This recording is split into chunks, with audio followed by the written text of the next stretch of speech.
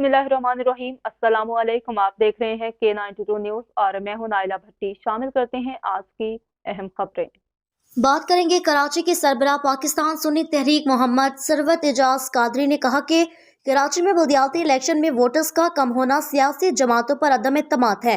कराची में vote casting की मजमूई सूरत हाल 11% से कम नजर आ रही है।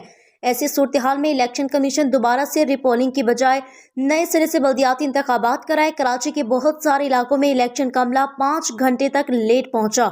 ऐसे हलकों के नताइज को किस तरह दुरुस्त माना जा सकता है? अवाम ने वोट न डालकर सियासी जमातों पर अदम एतमाद का इजहार किया है। सियासी तंजीमों के कारकुनों ने वोट कास्ट किए, अवाम की कोई दिलचस्पी नजर नहीं आ रही। इलेक्शन कमीशन नई मर्दमशुमारी करके अवाम को वोट का तहफ़्फ़ुज़ करे। इलेक्शन कमीशन कौमी इदारा है, अवाम की वोट का तहफ़्फ़ुज़ करना इसका कौमी और आईनी फरीज़ा है। सियासी जमातों के खदशात को दूर किया जाए, अवाम और सियासी जमातों के राब्तों में हायल रुकावटों को दूर किया जाए। इन ख्यालात का इजहार उन्होंने तीसरे मरहले में कराची में होने वाले बल्दियाती इंतखाबात पर तबसरा करते हुए किया।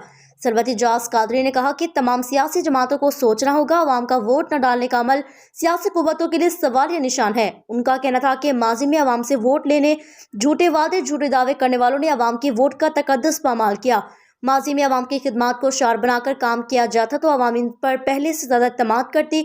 अवाम को बार बार ठेस पहुंचाकर अवामी मसाइल से मुंह मोड़कर ऐवानों के मजे लूटने वालों ने अवाम के हकूक का इस्तेहसाल किया। यही वजह है कि अवाम वोट डालने नहीं निकले, सिर्फ सियासी कारकुनों ने वोट कास्ट किए, जो इलेक्शन पर भी सवालिया निशान है।